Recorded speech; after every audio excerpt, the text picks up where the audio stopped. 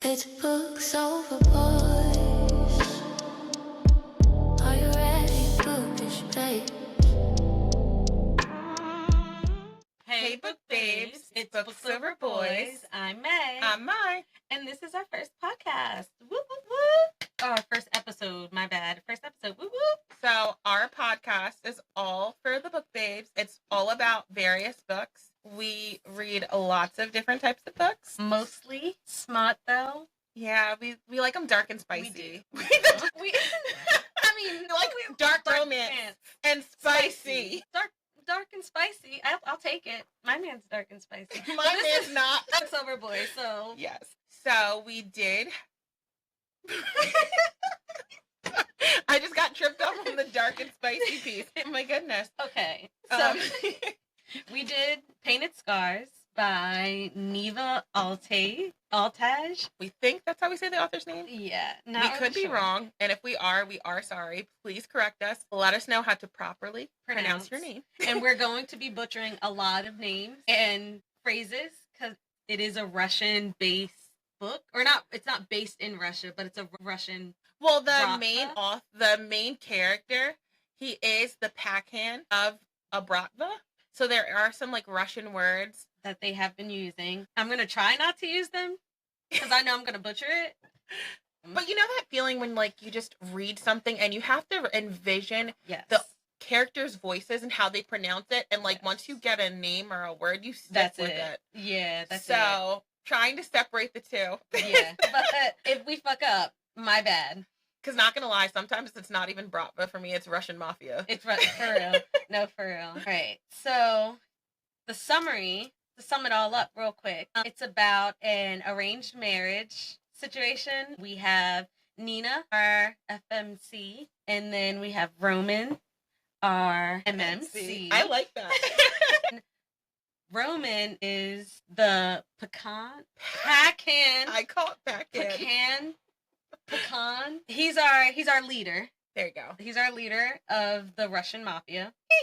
There's an arranged marriage situation because Nina's dad steals some money from him. So he calls in a favor and he's like, I'll marry your daughter and that'll take care of that 2 million? 200 million? Was it? I thought it was 2 million. More than what's in my bank account. More than what's in both of our bank accounts combined. So that's how it kind of starts. And then it's just sharing the story of their relationships. And how it blossoms. Well, their relationship together. Yeah. How it blossoms or doesn't. Yeah. In addition to other characters. Yes. And what I will say that I really, really like about Neva is this isn't a part of an 11-book series. Yes. The 11th book comes out this summer. I want to say in June or July. It's one of the J's. But different characters that you're introduced to now, their storyline might come up later. But as you progress in reading more books in the series, different characters stand out, and like some of the quirks of their characters now really shines later, and you see why those quirks. Yeah. So I really love that about any author. Yeah. And you don't have to read it in order? You don't. I didn't. So okay. I read I think I read the 5th and the 7th. Then I went to the 9th book. So I will be finishing the series, but I definitely didn't read in order. And I'm reading it in order. So. Yeah. So during our podcast, we are going to be rating books into 4 categories. Read right now, read this month, add this to your TBR, or make your own decision after our podcast. Yeah. So I would give this book a read this month. Mm-hmm. If you are like me and you have to start series and finish them. This is a good one. The books are not that long. Not all of them. Some of them can be like 200 to 250 pages on your Kindle. Yeah. But there are 10 or 11. And I also love/hate having to wait for another book to be released. I'm still going to read it, but then I'm going to be grumpy that I have to wait for another one. But I really think this is a great series, especially if you're trying to get into reading and you're not looking for something super dark with like long list of trigger warnings. Yeah. But this if you're a nice little intro. Yeah.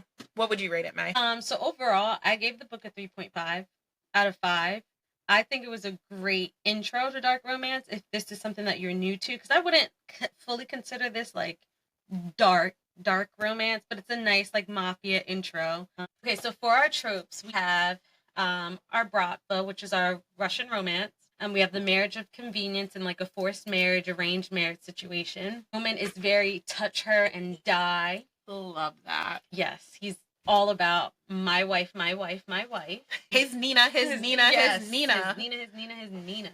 He's real possessive. I like that. Yes, I'm with that shit. Mm-hmm. And he helps her heal, helps her get through. I guess sexual abuse. They don't really go too far into detail about what really happened to Nina, but that's what they go a little into detail. But what I appreciate for this being like a great entry-level dark romance book is it's not very detailed. Yeah. So for someone who that's something that they don't enjoy reading and it's like truly a trigger, obviously read this at your own risk. But it's really not graphic. It's not gruesome. Like they don't highlight details and you truly don't learn everything. You just know she's uncomfortable, but she doesn't want to talk about or explain why. In full. Yeah. So yeah, let's get into the plot. What was this book about? What did you feel? First of all, read it down. So I just Roman and Nina together love them. Everything. Yeah, and it's like they both really helped each other heal and grow. And I think that's why they call this like an enemies to lover, just because there were so many reasons why like a couple like this just wouldn't be together, or like why their arranged marriage would like fail. Right. And it's just like from the first page of like the prologue. Funny story, guys. I don't like reading prologues. I know. Love a good prologue. Stop. It sets me up. It's just like I like to read and be surprised and read the prologue after. It's like an abstract. Like to me, it's like an abstract, and it's because like, you don't know what's going on. Like the prologue is very like in the middle of the like So but like, no, that's what I like because it's like.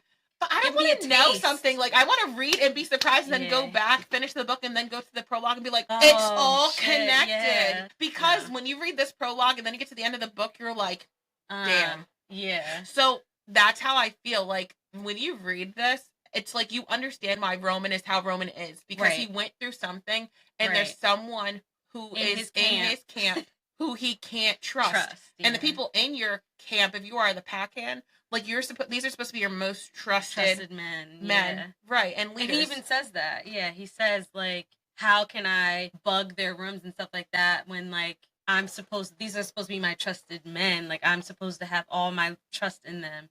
And now here I am going and bugging their rooms. Like, when Nina asked why, like, if he had cameras inside. If he had cameras inside their rooms and stuff like that. And he was like, no, because they're supposed to be my guys. And let me just say, I've read a lot of mafia dark romances. That's not happening. And other mafias, Bratvas, there's cameras. Everywhere. Now, there's not audio, but there's definitely cameras in the houses and on the exterior for security. So I just felt like that was the one thing that was like not realistic enough for me, because what kind of Pakhan does not have cameras throughout his house? You bathrooms, your bedroom, totally get it.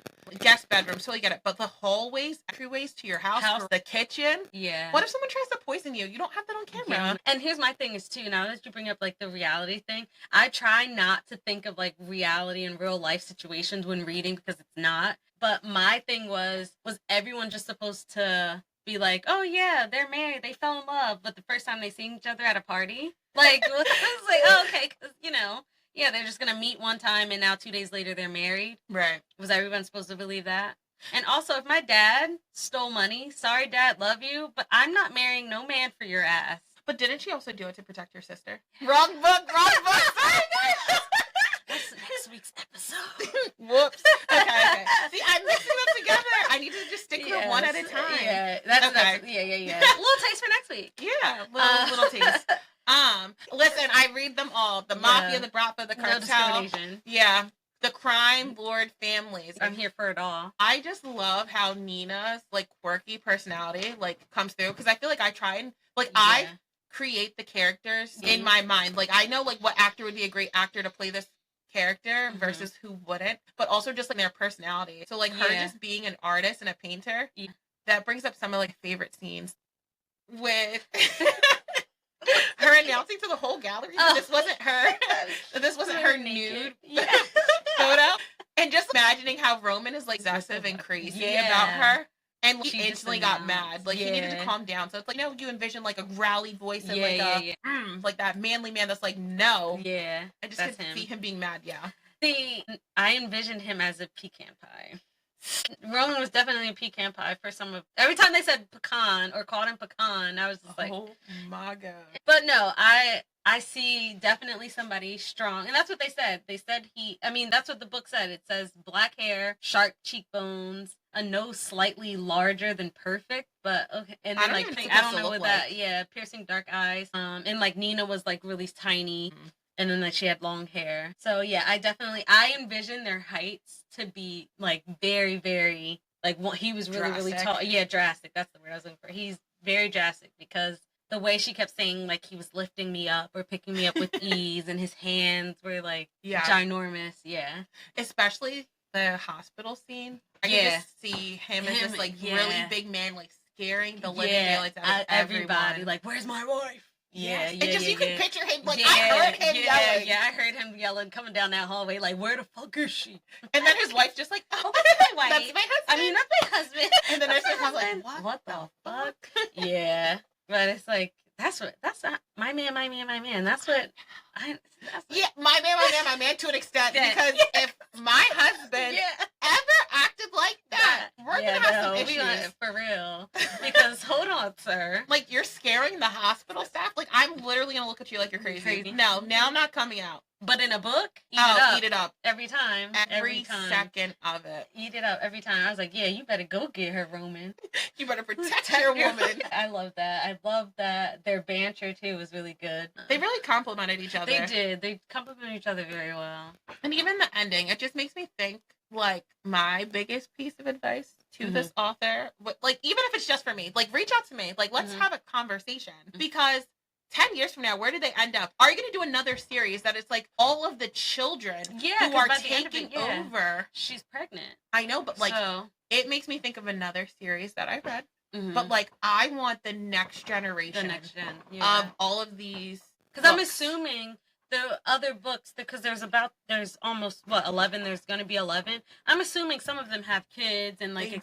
Oh yeah, and I know, but it's like I don't want to hear about you having like a little baby. Like, I want to. Where let him be the next Pakhan. Yeah. Okay. Let him be the next pecan pie. Be connected. Yeah. And then it's like you have another series. Yeah. And like that series is about like the cousins or like something like that. Yeah.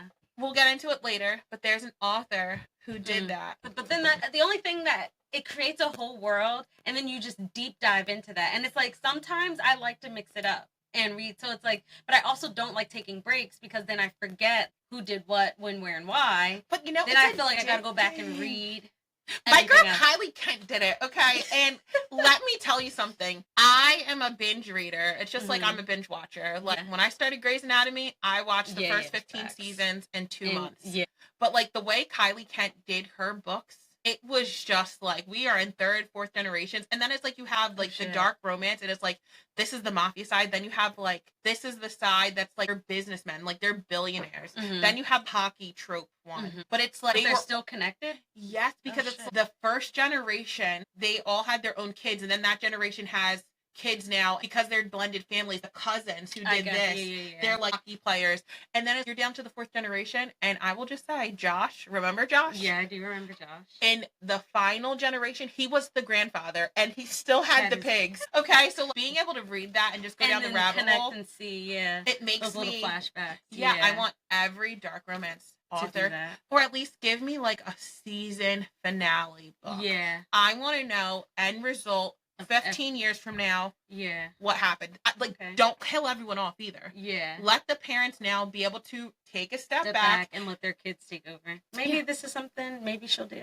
So maybe she will, and maybe I'll get a shout Neva out. Girl. Yes, Neva, please tell me, like, just let me know what happens to these authors. Because, like, I can create it in my mind, but, like, you as the author and the creator. Right. Give me something. Like, where's Roman now? Yeah. Okay, where are Roman's kids? Yes. Do they have any more kids? Do they have Yeah. And did they even say if she was having a girl or a boy? No. At the end of it, no. No. She was just pregnant. Now, I will say, you do find out what she has later. Okay. So I'm not going to give that away. Okay. In other books. Okay. But, like, I will still babies. They're not. They're like, they are babies. But, like, for example, like, I know the 11th book coming out is about Tara, and I'm not going to say, so I don't ruin it, who her love interest will be. I'm excited for that, but like I need to know where everyone else progressed. Ravina, Alessandro, okay? I have questions and they're not together. It's two, but those books. Okay. I need answers. Yeah. So, Neva girl. Yes, Neva, please let us know because you're on a roll. You did it. Yes. No, I'm excited to finish the series. I really am. It's addicting now. It is. Because I started the second book. I didn't finish it. I'm like 70% done, but I'm excited. I'm truly invested, and I can't wait to see like how it all breaks down. And I know like some of the side characters that they've already mentioned are going to be main characters, so to see it from their point of view. Like who are you looking for? Whose story? Like who? I love Sarah. Yes, is that Sergey? Sergey. I cannot wait to get to his story because I know there's something going on with him. I know there is because from Roman talking about like that's his half brother or something, and he was just like saying like when Roman and Nina split up, and Roman was going on his his killing spree, not killing spree, but was like wanting to be in the middle. In the mix of everything, didn't value his existence, and exactly, because he didn't have his girl. He was saying that no one could watch Sergey. I'm gonna mess these names up. Whatever. He had to because no one can control him. And then when they were like, they were in the car or something like that, and he was like, "You didn't have to bring all those explosives." Yes. Yeah. So it's like Sergey, he's crazy. He is crazy. We love it. I think this is gonna be like oh my god, I just want to give you a hug. So I can't wait to get to his story. But I don't know what that's like. What the Sergey one? That's book 3, Hidden Truths. Okay. So I'm not too far away from that one. This is a great intro to the world, definitely. Yeah. I definitely think I'm excited to be rereading and actually following the story in order. To remember, because I know I didn't read book 8 that I didn't read, or maybe I did, but there's a book that I didn't read. But I'm on book 4, but I just couldn't stop, man. I don't actually have a problem. Reading's good for you. No, reading is very much good for you. Yeah, definitely. My husband might not agree with that statement with the books that I read, but I disagree. Whatever. He's just a hater. I was gonna say, and that's why this podcast is Books Over Boys, because boys are just haters. I mean, if you're a bookish boy, shout out to you. Love you. Shout out to the bookish boys that support the smut. Because it's the ones who have comments. Yeah. Like, if Ralph would just give one of our books a chance. Yeah. I had Nigel read one of our books. Which one? He read Butcher and Blackbird. Okay. I want Ralph to read Fourth Wings. I know that's like a hype, big on social media. I know a lot of guys that have read that. And I feel like it's a good entryway into what we're into. Yeah. Now we're going to get into some real tea. Like just of things to come. And we will always give warnings and announcements of the type of book and like the type of podcast experience you're going to gain. Yeah. I love a stalker. Okay. Girl. The darker, the better. Let's clap it up. Love a stalker. Okay. Yes. Love a stalker. I love it dark. Yes. And like the darker the better. Yes. What did Tupac say? The darker the berry. Wrong context.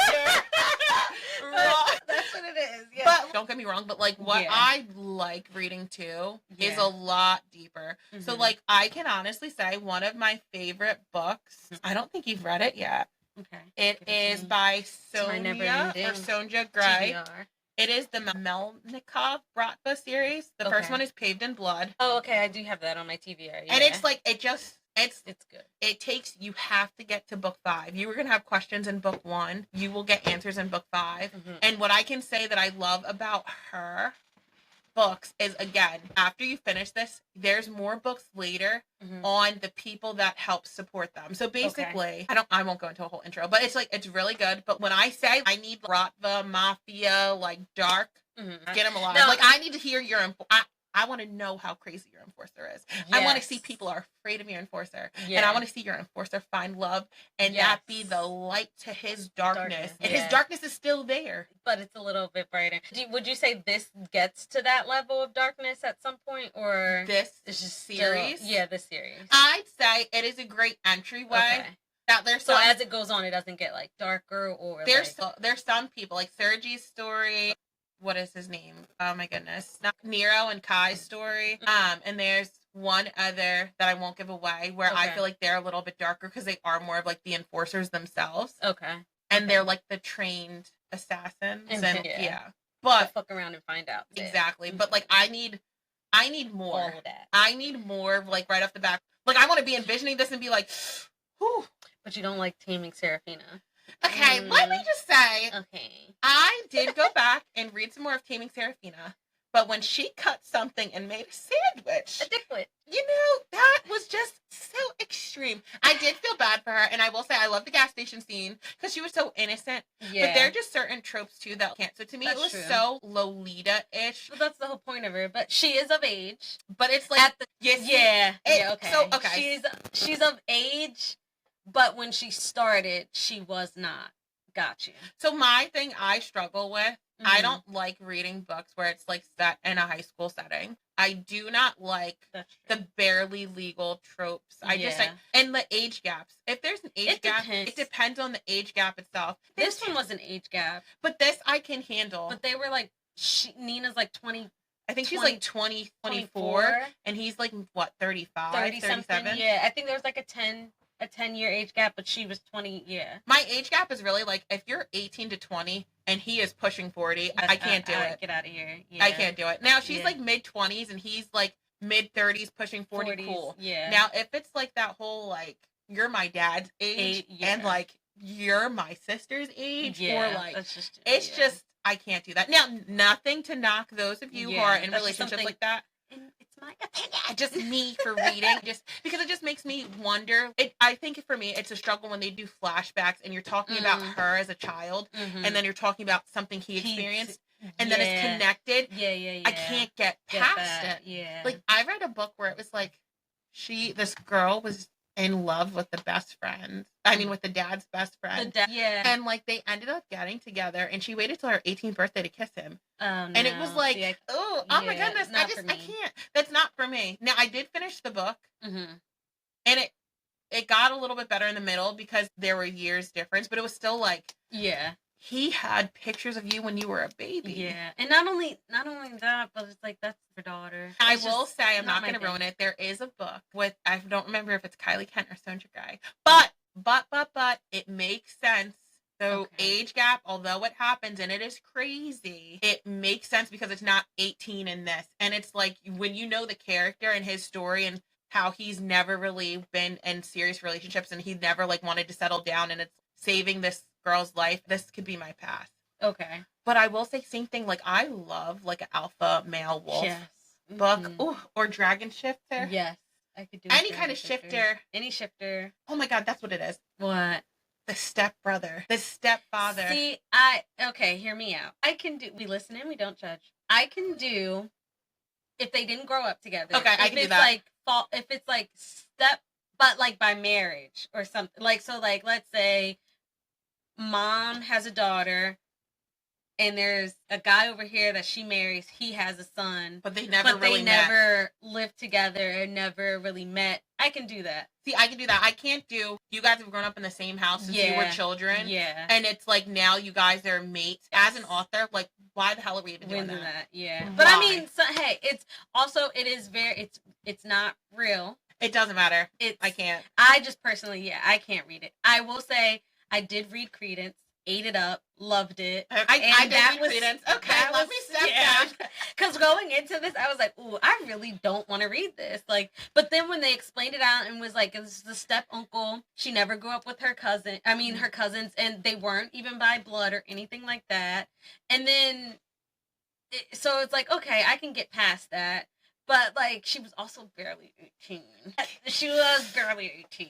I tried. Don't you force yourself sometimes to just sometimes I did. And this one was one of the ones I did, and I'm glad that I did. I'm glad I pushed through it. Because, like, I was like, how is this going to end? Because, like, is she going to marry or is she going to be with all three of them? Because I'm fine with that. Like, the uncle can teach her how to love, like he was doing. The youngest brother can have fun. And then the other brother. Oh, my God. The other brother, she can help heal him because he just needed a hug. He needed a hug. And I thought they were just all going to be together. And I was fine with that. I was okay with that. And that I definitely looked at my morals and that. It was like, I ate it up. Like, that was, There's certain exceptions, so I'll give it that. So Credence got my The book has to be like, I have to be able to understand. Yes. And it can't be too in your face of whole like Lolita vibe, the age, high school scene. We'll definitely do. We'll have to do that because that's my book. And we'll have to also do some book examples where the age piece or like some of the tropes that bothers me to an extent, but the exception because it's all the author's writing style. Yeah, that's true too. It's all how it's written and how it's done. Yeah, because it doesn't matter. I don't want to hear about high schoolers having sex. Like, I don't want to read details. Yeah, like I tried one book and I just couldn't. I just was like, it's just not it for me. Yeah. Okay, so we are gonna get to the segment of our favorite quotes from this book. So I have a couple. See. And I know I already talked about one of them earlier. So I'm just going to read like a little excerpt from part of my favorite quote. So I'm just going to set up like what was happening. That way I don't read everything. Got it. Okay. Basically, Igor he only speaks Russian, and he's the chef in the house, in the Pakhan's house. And Nina was cooking with Igor. And basically, Roman asks like what his wife is doing, because people keep tabs and like report to him when he asks questions. And he was told that Igor was teaching her how to make like one of Roman's favorite Russian dishes. Roman was like, but he only speaks, Russian. How can he be teaching her anything? And the person responds and says, I have no idea. He tells her what to do. And then when she does it wrong, he yells. My head snaps to the side to look at Varya. He yelled at my wife. And her response is she yelled at him more. And I just loved that, because if you've read this book, Roman doesn't play that. Yeah. Very possessive, very protective. So it's just like, I just envisioned like someone who's calm, cool, and collected. Like, what's my wife doing? What? You said what? And then my other favorite quote was what I mentioned earlier about what happened at the gallery when Nina announces that the picture isn't her naked picture, and Roman has to like calm down because he feels like men are now looking at her, and he don't like that. What was your favorite, or some of your favorites? So I had a bunch. My favorite scene, favorite quote. It's one of the very first quotes that I highlighted because it gives you like a taste of Nina's sass. So a little back story before I read the quote off.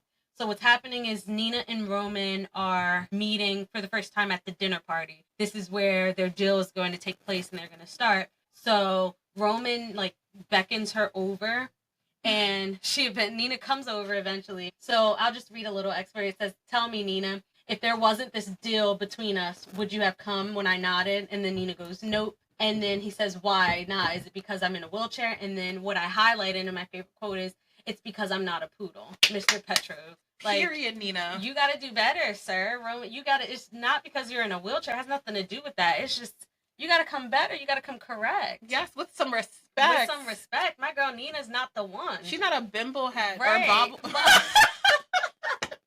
a bobblehead bimbo. There we go, bimbo. Whatever. So that's just a cute, like, little, I thought that was funny. And then also, even further down, he says something about, like, well, it looks like there are things no amount of money can buy. And then she goes, yeah, that sucks. At least you can buy a wife. For $3 million, you could have gotten a whole harem, not just one. Like, she's funny. She's sassy with it. I like it. And then my other favorite quote is towards the end. They're sleeping. They reconnect, whatever. So Nina's like, I don't want you killing anyone for me ever again. Like, I can't have that on my conscience moving forward. Like, you're not going to kill anyone for me. She goes to sleep. And then Roman, like, whispers to her, I will be killing anyone who dares to hurt you. I'll just make sure you don't find out next time.